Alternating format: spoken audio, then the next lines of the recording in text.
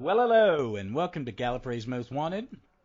I'm Ross Aiken, and we are here for At the Comic Shop Episode 2, and Mark McManus from Trap 1 is joining me, and we're going to talk some Doctor Who comics. Say hi, Mark. Hello. All right. So I needed to fill a weekend slot, so I asked him a few days ago if he wanted to talk comic books, and he kindly said yes, and we picked a crossover one. The Four Doctors by Paul Cornell and Neil Edwards from Titan. Oh, God, let's see when this was made. 2009. Jesus, 2009? Crazy, isn't it?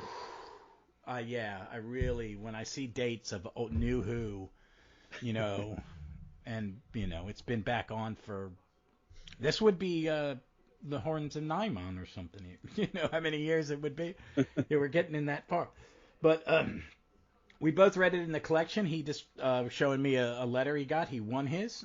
I bought the comics, and then I bought the trade, and I would give the comics to kids.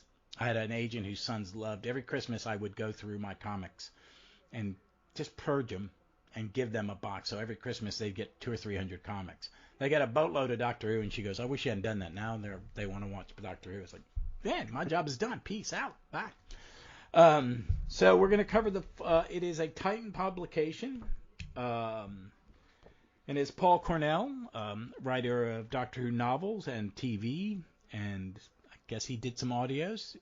Creator of Benny, isn't he? Yeah, creator of Benny Summerfield. For the New Adventures, yeah, from Love and War, who then that was the first thing the Big Finish did was the Benny Adventures before they got. And his wife writes for Big Finish too. Yeah, I think they come together. Yeah. She's I was telling my wife about her. My wife is we're both Episcopalians. We would call her an Episcopal minister. She's a member. She's a vicar somewhere. Yes. And I went, okay, you write science fiction and you're a vicar. I can do that's kind of cool. I like that. But this is a big crossover event. Titan did a bunch of these. Especially in the era when they were doing, they had a 10th Doctor series, an 11th Doctor series, and a 12th Doctor series all running at the same time. And every 6 issues, they do 12 issues a year, and they would do them as seasons. And they would jump around. Sometimes they'd have a TV companion, sometimes they didn't. This one has the 10th Doctor, and he is traveling with his companion, Gabby Gonzalez, a would-be artist from Sunset Park, Brooklyn, New York. Okay, she's from where my dad's from. I like that. And I like that character. The 11th Doctor and Alice Obafune, I hope I'm pronouncing that correctly, who is, as she likes to remind him, an assistant librarian, or library assistant, because he would call her he would always introduce her as a librarian, and she would correct him. The 12th Doctor and Clara. And the back says, the 10th, 11th, and 12th incarnations of the Doctor come face to face for the first time ever in this stunning Doctor Who comic crossover event written by Paul Cornell of Human Nature, Wolverine, Captain Britain, and M13. That's a great comic book with all the British Marvel superheroes. It did not last long because it was too smart. Right. And it had the Black Knight, an Avenger character I love, and Captain Britain, a character I like. And illustrated by Neil Edwards, who had done Spider-Man, Iron Man, and Assassin's Creed. This is the only thing of his I've ever read. I haven't read Spider-Man in decades. They are maneuvered into the impossible meeting. The Doctor and their companions must uncover an immensely powerful foe, fix the time stream, and right an ancient wrong in the next chapter of their astonishing ongoing comic series. And this collects the 5-issue series, The Four Doctors. I liked it. I forgot how much I liked it. I don't think it's his best Doctor Who comic. Because we were talking before that he's done, what was it, the third Doctor one? The Heralds of Destruction. Heralds of Destruction. But that has a lot of fan service in it that is deliciously layered in there. So it's fantastic. I think it's probably the best Titan, for me, the best Titan Doctor Who. It would be close with the Cartmel 7th Doctor one, because I liked that a lot. Yes, yeah, that was excellent as well, actually. Yeah. But I like them both for the same reason, which is you're playing on the notes from the show for those Doctors that I liked. You're picking the best thing out of a Let's Dick's Doctor Who and sticking it in, and then a little extra. Little Derek Sherwin in there. Yeah, the Seventh Doctor one was Andrew Cartmel and Ben Aronovich as well, wasn't it? Yeah, so it was them if they had money. It was them if they had money.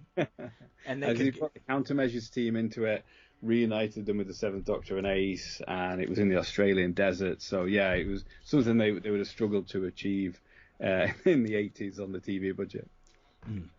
So what did you think of this one?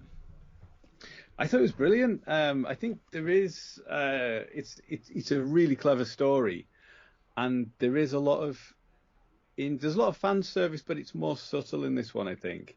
Yeah.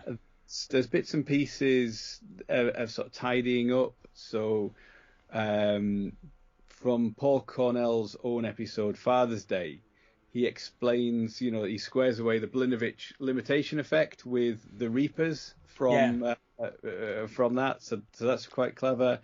Explanation of why the TARDIS translation circuit doesn't convert the 10th Doctor's catchphrase Alon Z into English. There's and what I really like is I think Clara is fantastically well written in this one. I think he gets what Moffat was trying to do with, but I also think Clara's a better character once she's with 12. Yeah, and I think because they get rid of because you've done the trick with the Impossible Girl. Mm-hmm. And that really, I think, because this is sort of set, I think, before the end of, or during Series 8, I think. I don't think it's after Danny's not mentioned. There's none of that. So I think it's while she's leading up to that betrayal, isn't it, in Dark Water? Yeah. So and that theme that you get across her two series with Capaldi is about her capacity for deception, and it's a huge plot point here because she manipulates the three Doctors into going to Marinus or going back to Marinus to set the whole plan into effect. So she's being the Doctor, which is very much. So she's lying to them, manipulating them, but then in herself is being manipulated as well. So that all was quite clever, and I think something that wasn't really explored in the TV show until it's the time of the Doctor, isn't it? It was the 11th Doctor's last story that he only talks about it being his last incarnation in that story, whereas there's a little bit of a missed opportunity not building up to that, not having that incarnation aware that he was the last one of the regeneration cycle. Yeah, the Moffat, right? That's one of those things where I understand why people complain about Moffat. It's like, dude, this is a big plot point. Yeah, this is a gigantic plot point. We all not, and in his credit is you guys didn't do the math. That's on you, because we as fans had not done the math. Mm-hmm. Because when I remember seeing it, going, "Oh fuck, you're right." Oh, okay. Wait a minute. I didn't think that one, the two Davids counted. Oh, why are you waiting? This could have been. That would have been more. That would have made the whole Impossible Girl jumping in the timeline much more important and less just kind of like, oh, this is my exit, And I liked it, and I'm a fan of Clara. I like Clara. Oh yeah, me too. Yeah, and I'm not the plot. If you listen to old episodes of she was in the show, I would vent that people go, she's just a plot device. I was like, that's all any character is. It's a plot device. The only one who's not a plot device is the Doctor. Because you're always creating a different kind of companion to make the Doctor do different things. But I liked it. I think that would have made would have been better payoff if we had been, wow, this is my last incarnation. What are we going to do? So they have it here when the 10th and 11th Doctors encounter the 12th Doctor, they think, well, there can't be this incarnation can't exist. So it's nice that he uses that and plays on that. So they're initially very mistrustful of the 12th Doctor because... He even makes a joke, is there a Valyard? And 12th Doctor goes, do I look like I do Panto? Yeah. So I did like their interactions were great and that they were given... I'm a huge fan in the Titan run of the 11th Doctor series. That is my favorite of the main ones that were long running series. I mean, I think some of the little mini series they do are actually better than some of the long running stuff, just because it's very targeted. I like the 4th Doctor ones. Okay, the 8th Doctor series I liked a lot. Yeah. They're 2 Eccleston or 3 Eccleston little minis. I think there's 3 collections. Yeah, they're like 5 or 6 issues each. Yeah.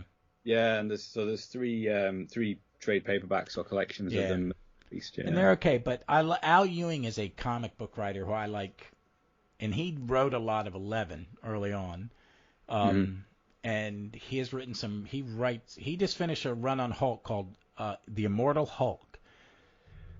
It is an absolute masterpiece of Hulk storytelling. It is, I mean, they base him and the artist, who I will not name because you found out he was a grooming Comicsgate kind of misogynistic ass, and that Ewing said, "I'm done. Thank God we're done with this comic," because I would have asked him to leave the book. They were about 3 issues from the end. It was designed to be 50 issues, and you're finding out the history of the Hulk. That the Hulk, the reason the Hulk can't die, even though he had been shot in the head by Hawkeye, is that there's something more to the gamma radiation that is supernatural. So all the gamma radiated characters, and there are a dozen or 2 dozen of them in Marvel Universe now after 60 years of Hulk, they all got it, and it was brilliant. And Al Ewing's great. He does some very head trippy stuff. Some of his independent stuff is amazing. So I love that run, and I'm a fan of Simon Fraser, who did a lot of the art. I've got 3 Doctor Who portraits by him, and I had him do a Starman commission for me because that's my favorite comic book character. So, but I liked it, and I liked this because I liked Alice as a character. I think the 11th Doctor TARDIS team, they have the David Bowie character. Yes. And the weird morphing creature. Yeah, they were introduced last time we talked about the first volume, didn't we, of the 11th Doctor, and all those characters sort of come on, they're on board by the end of that first volume. Yeah, that's the first one. Yeah, and I love them. So, and I liked Gabby. I preferred these when they gave them a comic centric sidekick. Yeah. You know, I was happy when Bill was in, you know, and I was at Nardole because I'm a big Bill and I love Nardole. Yeah. But and I think they got this, but this is early 12th Doctor, and I think they catch that too, because he's got, you know, his hair's all combed, he's a little more terse. But I liked it. I think their interaction's great. I love that the 12th Doctor is getting he's there to pick up a package of slightly racist Belgian comic books. Yeah. Because there's that little. I was reading the single page things that were at the end of every issue, the comedic pieces. Yes. And that where he's going, oh, it's in my package of those, and then very small letters, it's slightly racist. Yeah. Yeah. But then, and I think as you read through it, you think that those are a bit inconsequential. Oh no, they're huge plot points. Yeah, especially that one where he's going to his comic shop to collect that. The way that is seeded, and they keep mentioning this sealed packet of comics, and it gets passed from one character to another. Yeah, I forget.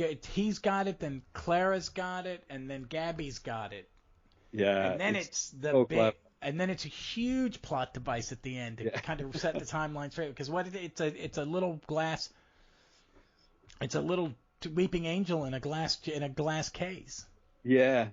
So it's just at the right point that it gets opened. It sends the companion back to the beginning of the adventure, and she can avert the adventure. So it's excellent. Yeah. It's a very clever thing to have that seeded, and you never quite forget about it because you keep mentioning it, and then that being the resolution.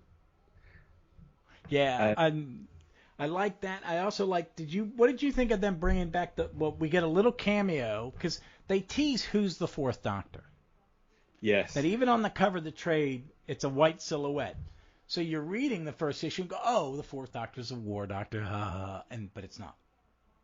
Well, yeah, I think because that on the cover, like say you've got the out, and it could be. I think it's the War Doctor, but it could be the leather jacket of the Ninth Doctor as well, couldn't it? Yeah, yeah. You're kind of guessed, but the Ninth Doctor doesn't pop into one of these until the next the the end. next big event, Yeah, isn't it? yeah, I think so. There's the cyber Age of the supremacy. Cyberman or something like that. Yeah, I Yeah. think it's a nice thing. I don't know whether Cornell did this deliberately, but it's like the three Doctors only really had two Doctors in it, and then the five Doctors Only had four in it. only had four in it, and then this is the four Doctors, and it's only really got three Doctors in it. So I sort of think it's a deliberate nod to that. Oh yeah, it is. I think it is, and I think it's the bringing the Vord in Mm-hmm. and teching them up as you would in a War Doctor story. And so I guess I don't think Big Finish had done a War Doctor story by then when this was out. No, I don't think they had. yeah, I don't think that. No, they wouldn't have had the rights by then, would they? No. Yeah, this is. It's good because you see a little bit of the Time War, but it's really setting up the fact that the Vord's history has been changed by the Time War, and they're much more technologically advanced and developed, and they're worried that if the Time Lords win the war, that they'll set everything back to the way it was, and they'll go back to just basically being in wetsuits and sneaking around castles with knives and things. Yeah. Oh yeah. Well, I like that design. It says the person who was like, I had to make sure I got those action figures when they came out. Mm. So, but it's also Grant Morrison had hinted that they were Cybermen in his Six Doctors comics for Panini, with John Ridgway, which are some of the best Doctor comics ever written. Yeah, I mean, I think the Sixth Doctor, that 6-7, where it's all those great comic writers and artists were doing it. You know, I think the early years. I mean, I've got that giant volume IDW did, and it's all the Dave Gibbons in color in a giant format, about 18 by 10, and it's about 6 inches thick. But I actually prefer, I think, writing wise, really that Sixth Doctor stuff, and including that thing where he infers that the Vord are Cybermen. Yeah, and didn't Stephen Moffat use that in World Time as well? He mentioned Marinus, I think, as one of the worlds where it had happened before. Parallel evolution idea, isn't it? That Cybermen will just crop up on lots of different planets. Yeah. Well, I mean, you know, it gets scary. I mean, you hear in the news of new artificial things and stuff like that, and you know, other people I think watch it. I think Doctor Who fans go, man, that's a little Cyberman-y. Maybe I want to do that. But yeah, that was good. I mean, I like the whole story. I like that when they change history. I like them running through the TARDIS and the different. And they get to the 12th Doctor and goes, "Oh, the Master's TARDIS." It's like, I'm not the man. No. He's like, but with the Dalek bumps. Yeah. And I like the change in history. Yeah, I like that idea. And the way that they, as I said before, they mistrust the 12th Doctor because they think he can't possibly exist, and then he wins them over, and then the reveal of the ultimate villain being a future possible version of the 12th Doctor is again, it's another reversal, isn't it, of that? So it's I like that. I think he gets these characters better than other comic writers who do it. Jodie Hauser, who writes a lot of them now, who I love her stuff. I wish they wouldn't have kept tying her 13th Doctor to other Doctors. That bothered me a great deal. They were okay comics. They're okay. They're not as good. She's good, and Rachel Nicholas Scott, who was drawing some of that, is now drawing the Fantastic Four. That's why she left Doctor Who. She's and the guy that writes Doctor Who, Don Slott, is doing 4 one-shots for Titan this year of different Doctors, one of each Doctor for the 60th anniversary. Oh, brilliant. Yeah, leading into the 60th year.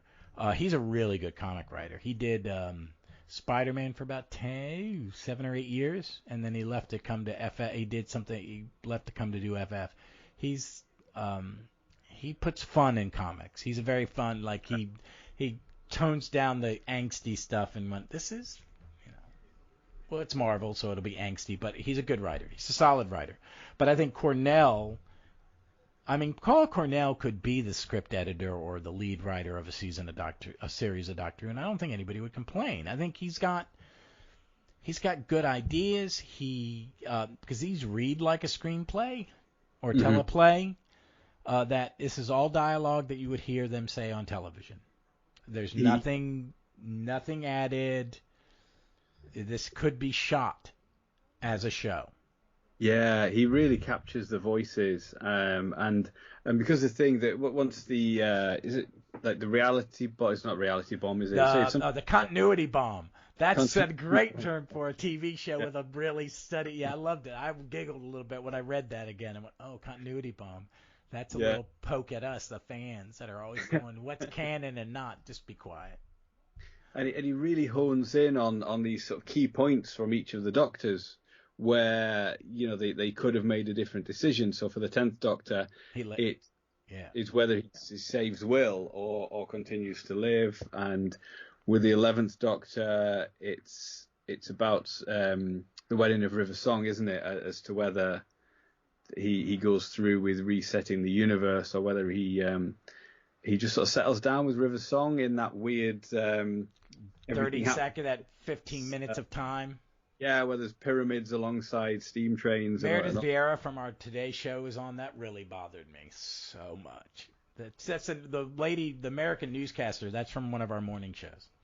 Oh, right. Yeah, NBC. Yeah, she was the host of the NBC show, the Today Show, at the time. Today Show has been going on since before I was born.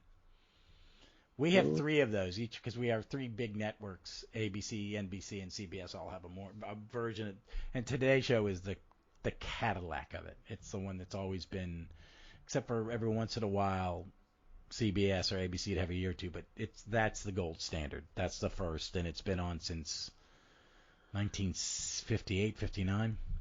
Right. And a ton of people, But that they really uses those things, and I like that he captures something that with like Tennant's Doctor. He's using the time, and he says the Time Lord Victorious. This is way before that all that Time Lord Victorious stuff came out. Yeah. In 2020? I think 2019 into 2020. Which I liked some of it. I have the novels. I haven't read them. I like the Big Finish stuff a lot. They had Kevin the Ood. I like that. Yeah. So there was stuff I liked about it. I mean, I don't think it really worked. It didn't quite hang together that satisfactorily, but the novels are the sort of the tent poles of it, really. So I need to read them. I've had some problems COVID was really rough on me mentally, so reading was like, you're gonna have to show me stories. I can't absorb. But I'm better medicated, and my work is less stressful, so I've been reading more. Tons of comics, and I need to read a book. I'm slowly reading some stuff.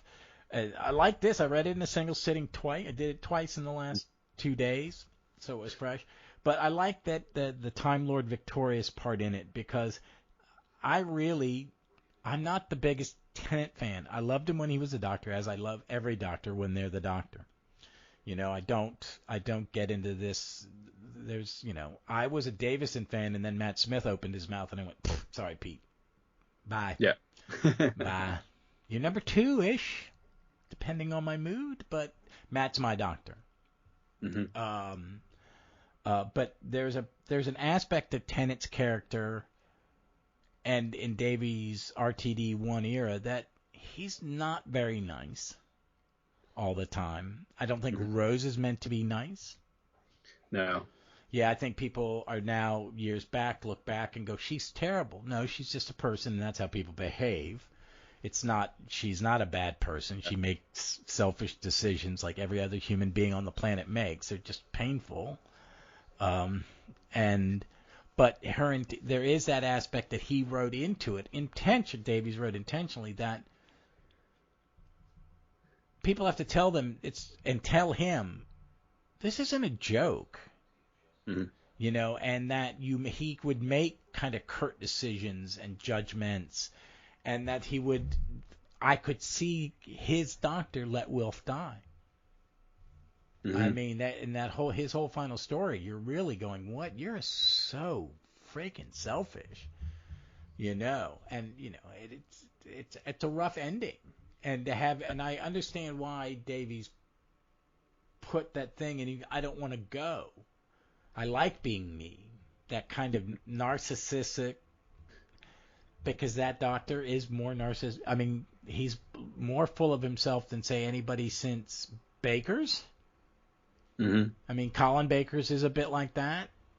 Tom Baker's is a little bit like that. Pertwee's is a little bit like that.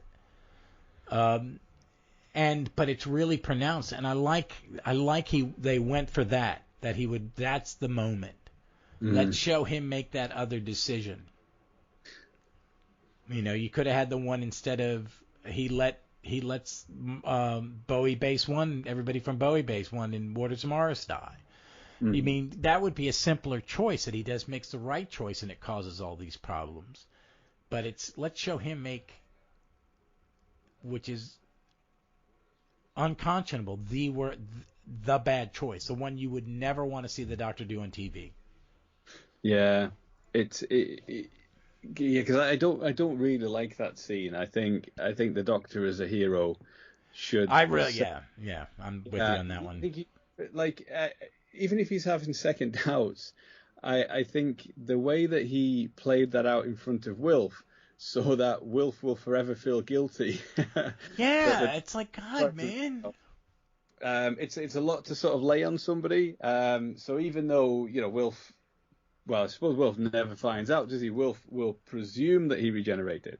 It's a lot to put on him to say, well, this guy that's, saves the world loads of times has sacrificed himself for you. I feel like maybe he could have had some kind of doubt away from him, but yeah, the way he did that felt very selfish. It's an English show. Do a little Shakespeare, have him do a little soliloquy, just talk out loud. It's not unkind. It's a perfectly good way of telling a story. It's like, talk to yourself. I mean, and it's not like the first time you've seen the Doctor talk to himself. I get you. I really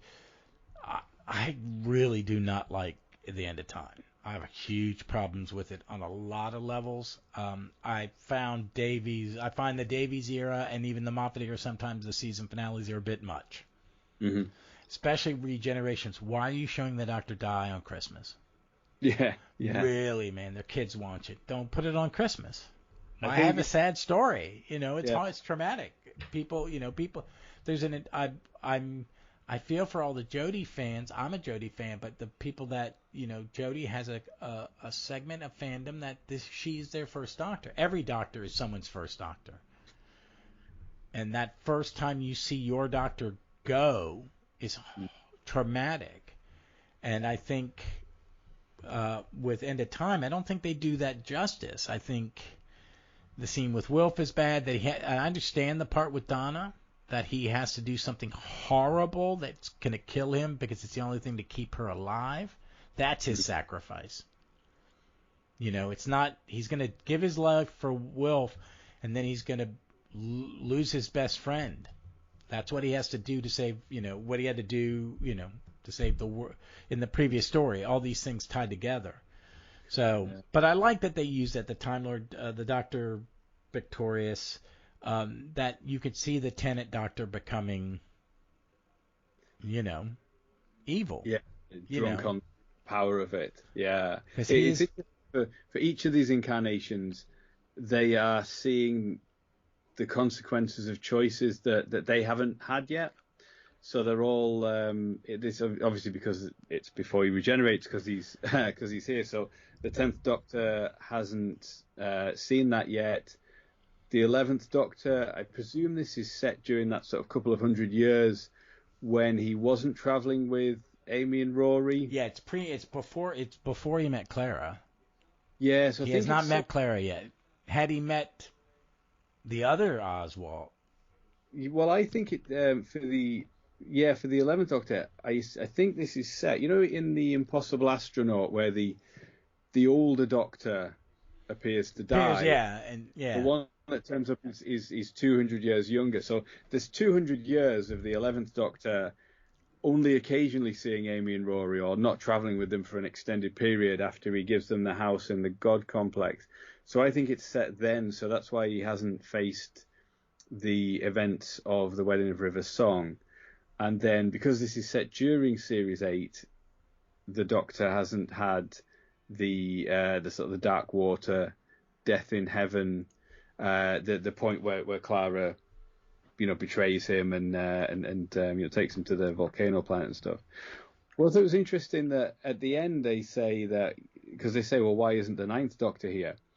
And they say at the end, well, he wouldn't have ever done anything wrong because he's so fantastic. But I feel like in a way he's a particularly interesting one that they could have done it with, because the main one I think of is Dalek, when he goes and gets that huge gun to go and destroy the Dalek, and Rose talks him out of it. That would be a very interesting turning point for them to have explored if they had done 4 Doctors for that incarnation. Yeah, because his post-traumatic stress disorder, she would leave him. Yeah, so that would have been, what would have been the consequences? That would have been a really interesting one to explore. Or I suppose his 2-part series finale as well, when he's got the decision of destroying the Daleks but destroying the Earth, the human race. Yeah. Yeah. So those two sort of stuck in my head as, that would have been the way to go if you wanted to include that incarnation. He wasn't this completely flawless incarnation. Yeah.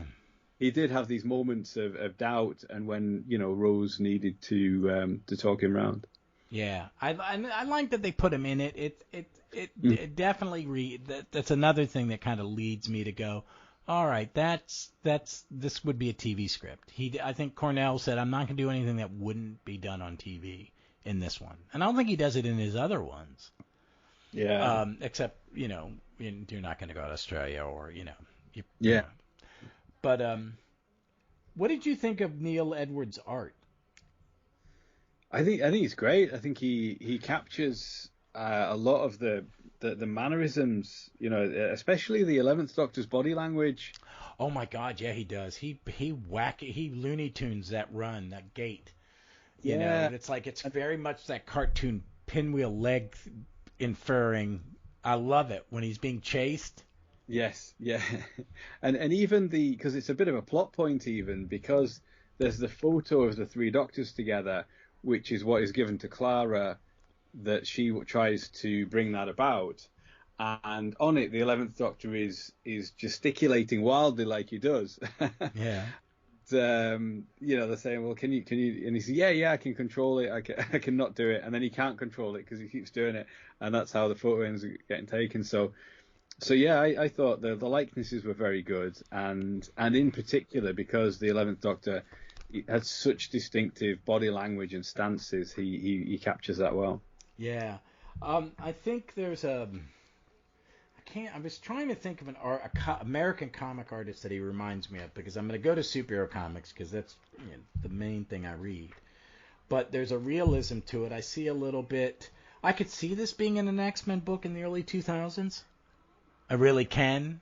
I wasn't reading them. I really haven't really followed. I dip in and out of X-Men very briefly now because my era was like the 70s up to like the late 80s. But it's very good. I could see him do an Avenger book, or he could be a great Superman artist. I think he could do that.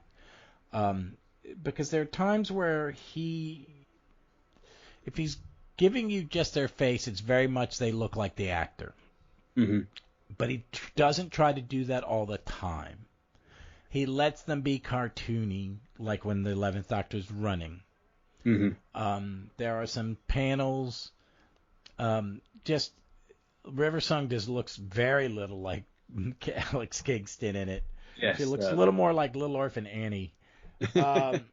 But I think he gets it. I think that he portrays the two comic book companions very well. I think they're both good companions. I will say this, that Paul Cornell makes you feel like you could have seen them on TV.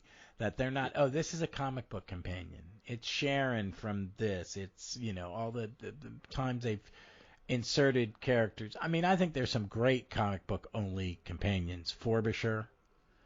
I think Shade and, oh, God, she was with the Eighth Doctor. Izzy, I loved Izzy. I like the Eighth Doctor comic strip in the Panini in the magazine. That stuff's great.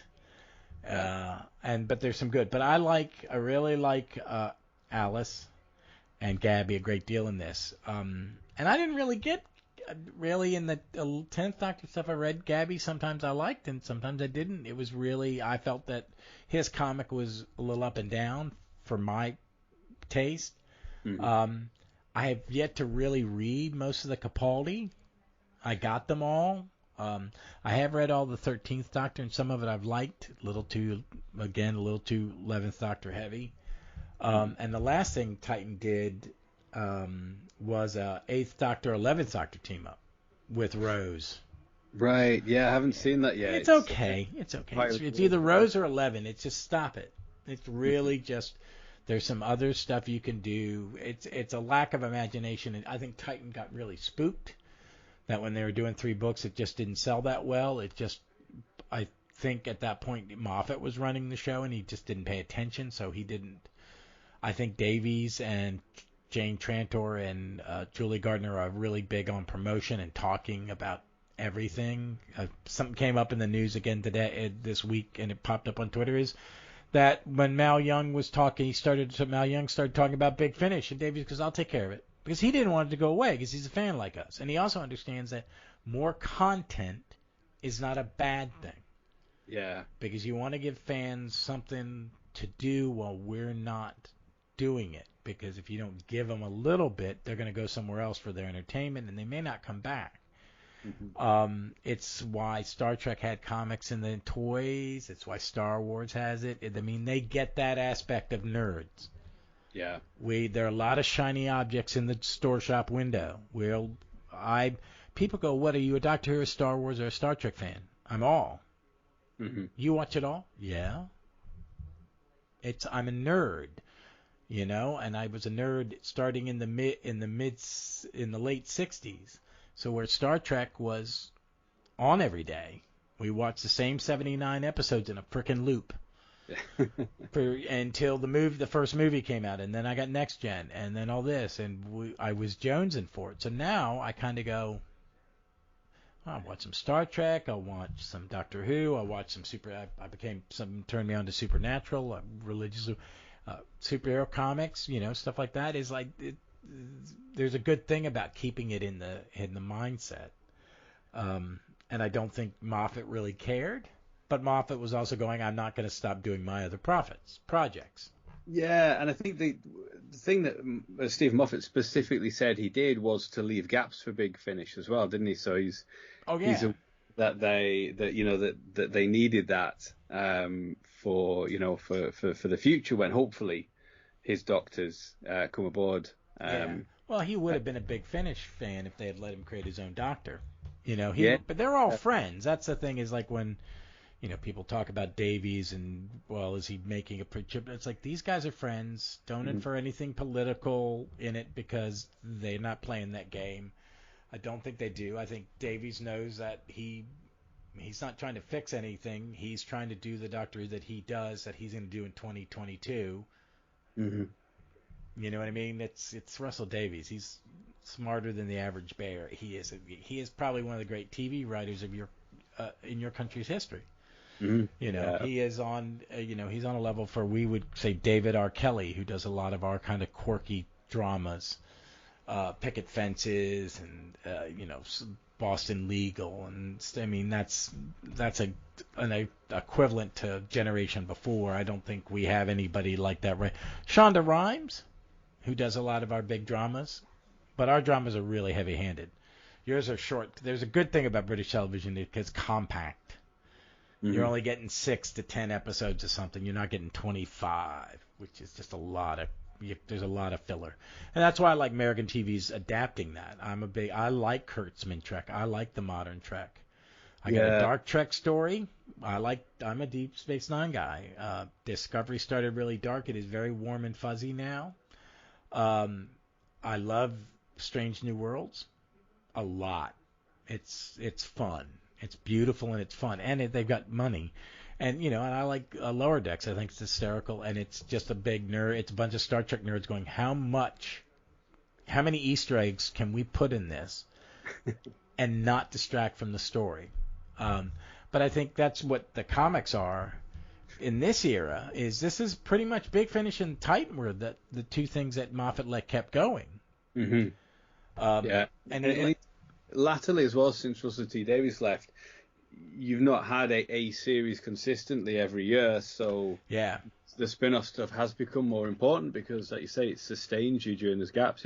Particularly this year, we've had the Easter, the New Year's Day, the Easter special, the centenary, and that's it. It's really so full year. Yeah, I'm not a big fan of the special seasons. I mean, I like some of the specials, but I would prefer to have a season. I would prefer you do something like Flux. Yeah, it puts a lot of weight on it when you think, well, this is the only episode for months either side of it. You pin a lot of expectation on it, and if it doesn't live up to it, I think the episode initially is slammed a little bit more because there isn't next week to look forward to. Yeah. Well, I found the Christmas one or the New Year's one. I liked it a great deal. It was soft. It didn't try to be anything other than a good story, an entertaining story. I think Chibnall's 3 Dalek stories are all really good, and they hold up. And I grew up on pirate movies, and I said this when me and Vic talked about it. I like pirate movies, so I liked Legend of the Sea Devils. Also, it's like, man, we can't really get on them about dodgy special effects during a pandemic when you're not going to get, season 17. Don't condemn something. I saw people who loved Horns and Nymon and complained about some of the dodgy special effects in Legend of the Sea Devils. Like, you don't get to say that. Yeah. Horns and Nymon's terrible. Mm-hmm. But great at the same time. There are aspects of it. I like, what's the actor's name? Graydon Corridon, who plays the mad scientist. Crowden. Yeah. Graham Crowden, yeah. Yeah. See, I'll watch that just for his scene chewing. Yes. Because it's so beautiful. But that's what these things are meant to do, and I think Davies and Julie Gardner and Jane Trantor know that. They're like, they do want to I'm a big Star Wars fan. They dropped me and my wife, when we're done here, we're ordering hamburgers and we're going to watch the first 2 episodes of Obi-Wan Kenobi. My little nerd heart. Yesterday was the 45th anniversary of Star Wars, and I was 13 years old. So I remember riding my bike to the movie theater near our house to see it over and over and over again. So I'm going to watch that. I've got Andor coming out, and I read when I was a kid, we got the movie adaptation of Star Wars before the movie came out. Right. Yeah, it was a Roy Thomas, who's a comic writer I love. He wrote a lot of the comics I read as a kid, and he was Stan Lee's heir apparent. He took over as editor-in-chief. He wasn't there long. They went through a lot of them. But it's that side merchandise. So I'm hoping we get more comics. I think Titan is the American company to go with. Mm-hmm. I think they know what they're doing. I just think they need to trust a Doctor's fans to read it. Just do minis. Do a mini with 13, then do a mini with 5, then do a mini with 4, then do a mini with 3. You know what I mean? And just bring good people on. I think they have a good core of talent. I mean, I think Jody Hauser, who's writing the 13 stuff, is great. Did you the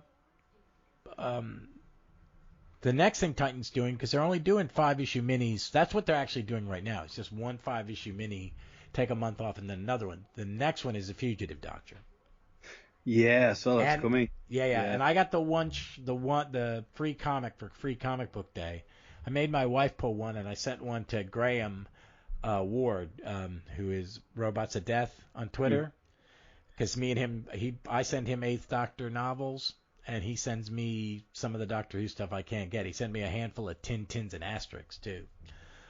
Cool. And I sent him some books, and I sent an extra copy of the Fugitive Doctor. It was nice. It's a very sweet story. It will probably end up when they collect her mini and those Don Slott things. It'll go in there. Yeah, it was because the free comic book day. I didn't get down to my local comic shop, but I've pre-ordered. It's coming out. There's quite a delay, but it's coming out as an ebook.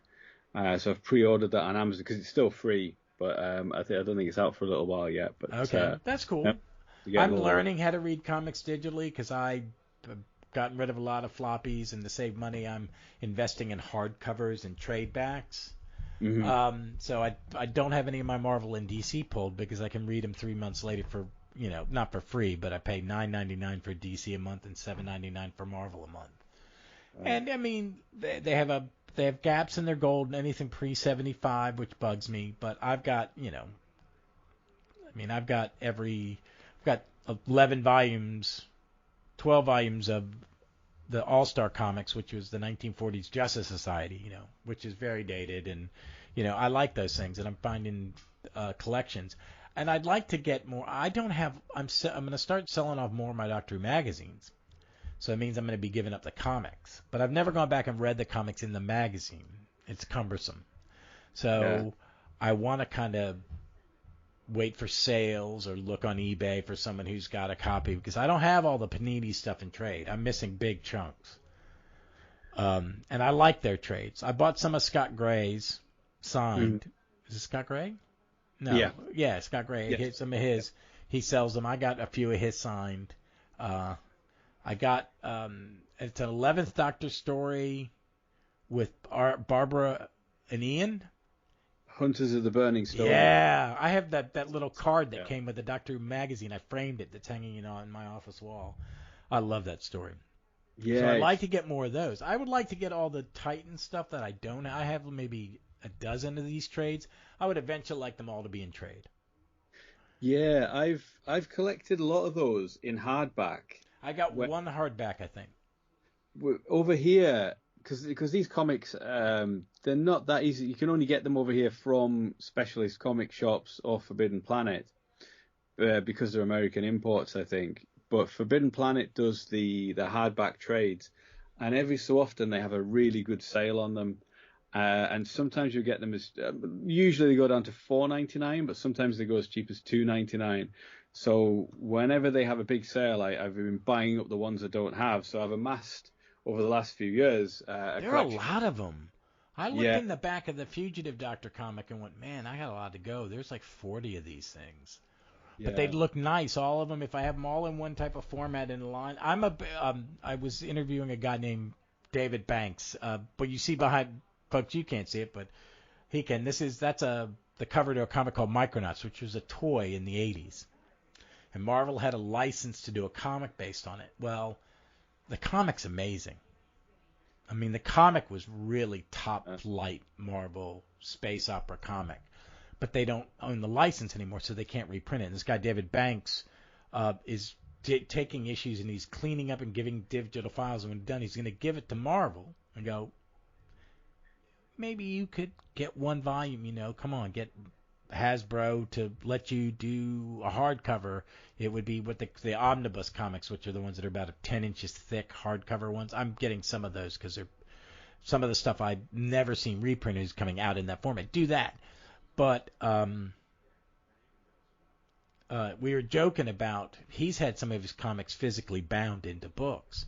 And I go, I do like looking on the shelf with a bunch because I've got every Legion superheroes comic from 1958 to 1988 in a hardcover. Hmm. And it looks good. And he goes, yeah, it's called shelf porn. Yeah. Because, I've got all my Doctor Who books, they look good, Our Yeah. living room, my wife and me got a very nice bookshelf for the living room. And I've got a lot of hardback comic books. And to me, my wife's like, I spent hours getting it all like the way I wanted it to look. And she's just rolling her eyes and laughing at me. But I would like that. I think I would like more of these trades. It was nice to sit down and read this. I've got everything. I have everything Titan, either in floppy or hard trade. So I may start swapping some out and then gifting the comics. Here, kids. We're going to a birthday party next weekend for her one of her best friend's son, and we're bringing him a bunch of comic book trades that we got on free comic book day. So right. Maybe I'll give him some Doctor Who, hook him on another nerdy thing. He's like seven. He's gonna be 7 or 8 or perfect age. Yeah. Here. Yeah. So. All right. Well, I appreciate you coming on. Is there anything Doctor Who comic you would recommend, or something else you'd recommend? I think the ones Paul Cornell wise, 4 Doctors and the Heralds of Destruction we mentioned before. Yeah. I think Heralds of Destruction is probably. I think that should be our next one in a couple months, man. Yes. I would love to reread that. It would force me to reread it. Yeah, definitely sign me up for that. I love that one. Yeah, it is. Every twist of it is predictable, but you never guessed it. Yeah, that's what I like about Cornell. It's like, okay, I should have seen it coming, but you made me look the other way. Yeah, that'd be a good one. It's full of love for the era. It's so well written. It is. Fun. He really gets it. I think I would like to read some of his fiction.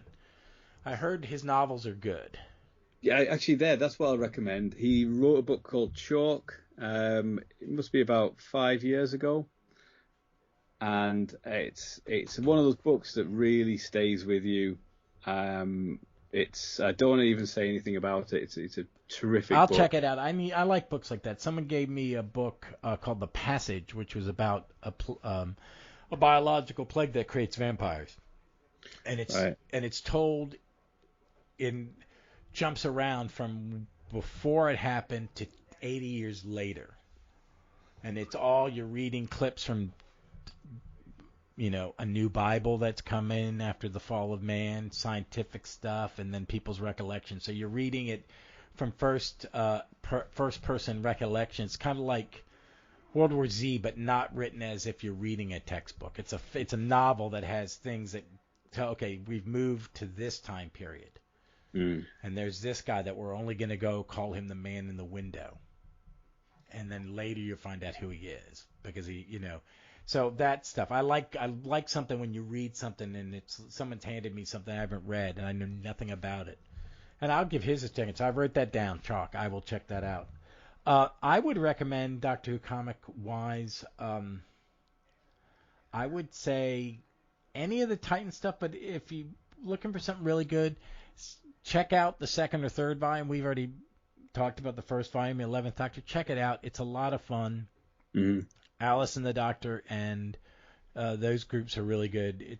Al Ewing does at least, I think, 3 volumes. I think he did a year. I think he did 12 or 18 issues, something like that. He was on it for a while. Because I was into like the third arc where I went, yeah, I'm reading this. Oh, Al Ewing's great. And then I was like, wait a minute, he's writing Doctor Who. And the guy who ran the comic shop, who's a bit, he's a little younger than me, he was like, Al Ewing's writing Doctor Who? I was like, yeah, that's why it's so good. Okay. Because I was making a comment, this is so much better than a normal, I like a Doctor Who comic, but it was like, this is a little bit better. So I would read any of the Al Ewing 11th Doctor.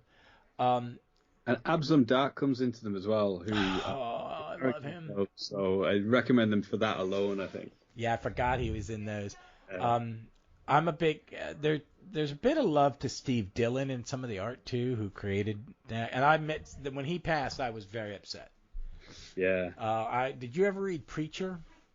No, I haven't. I've only really ever read Doctor Who comics. I've never. Preacher would be a jump from that because it's really dark. It's about a preacher who's given the voice of God, meaning if he tells you to do something, you literally do it. He tells someone to count every grain of sand on this beach, and the guy does it for 7 years. Right. Wow. Yeah, he tells somebody to go F himself, so he tries to. He hurts himself. Yeah, it's really. But it's Dillon's most of the artists, and he's amazing. He did a lot of really, really amazing work, and his Doctor Who comic books in the weekly and Craig Sheen, Absalom Dak, and stuff like that is just stunning. And it's kind of a love letter to him in his 11th one that they really touch on that. So what else you got going on? Talk about what's coming up for Trap 1. So as we record this weekend, we've got an episode out talking about Mind of the Hodiak. So as we've been talking about Russell T Davies, this was his script that he submitted to the Doctor Who production office in the 1980s. I haven't listened to it yet. It's a really interesting. It's kind of an interesting document of Russell T Davies in his early 20s. You can see some of the elements of his Doctor Who, but you can also see how he's trying to write for what Doctor Who was around about season 22 as well. So it's a really interesting one. So a great discussion on that one with Bryn Mitchell and Eric Stadnick. So we've got that one coming out soon, and it's chat. I'm looking forward.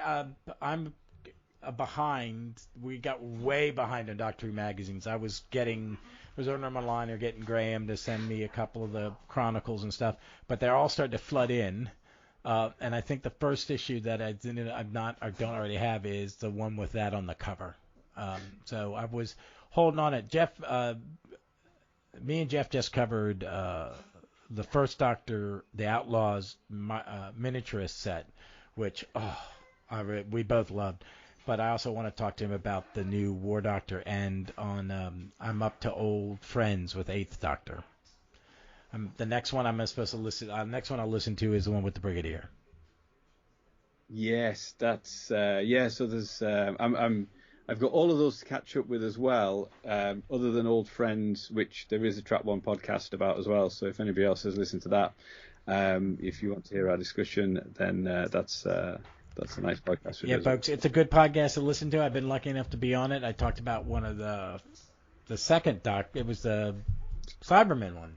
In the second set of his, which I love too. I was not a big fan of the first Eccleston set. I thought you were playing it super safe. But everything that makes Big Finish fun when they do get a new character, I think the following sets have been above average, well fun. And I would recommend I'm listening to The Unbound, the War Doctor with Colin Baker, which I've enjoyed what I've listened to.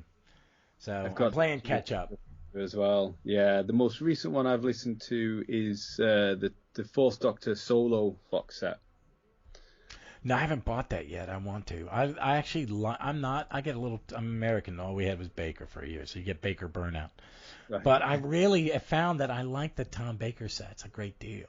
They're nice, they're nice, and every once in a while, whoa, wait a minute, you're trying something. Nah, I get what you're doing. You're trying to up your game and play with the thing, and I like that they've given him other companions. I find this is the first one. The War Doctor with Colin Baker is the first time I've got to hear the new Harry. Right. So, and Jeff has been, he finally went on the spin-off rabbit hole because he was like, I don't know if I like the spin-offs, and then he's loved it all. And I'm like, good. Yeah. He goes, I get River Song now. I said, yes, these are good. And the War Master and the War Doctor and the Young War Doctor are all good. But I've been waiting for the new Harry because I've liked some of their recasting. I really like Liz Sladen's daughter. Sadie Miller, she's amazing, and Daisy Ashworth? I can't think what it is now. Yeah, it's Daisy. Yeah, it's Elizabeth John's daughter. Yeah. But they're both very good, and I like Jim Treloar. I've enjoyed a lot of that stuff, so it's worth it. Well, I have one last recommendation. Speaking of Sadie Miller, she recently was on Jason Miller's Doctor Who Literature podcast. Really?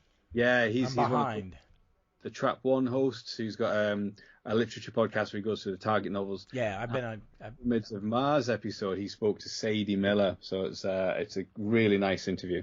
Oh, I'm jealous. I have interview envy. I did Curse of Peladon, and I forget what the other one was. My brain's muddled. Yes. Well, folks, check out Trap One. Check out Doctor Who Literature, Sadie Miller talking about Pyramids of Mars. That sounds. I may listen to that tomorrow morning when I'm waiting for safety call. I've got work in the morning get on these stupid, silly 30-minute phone calls. Check them out. It's going to be good. You can find us here at Gallifrey at Gallifrey's MW Pod on Twitter or at Runcible Report. And since we're talking comics, I try not to always plug my comic book podcast, but if you want, you can check me out talking about superhero team comic books on my podcast, Stop, Let's Team Up. I have yet to decide what I'm going to be talking about on Saturday, but also every Tuesday you can catch me reading one issue a week of Legion of Superheroes, and on Thursdays, one issue of The Defenders. So check out my Legion adventure and those daring Defenders. And then, folks, until then, we look forward to seeing you all somewhere in time or space.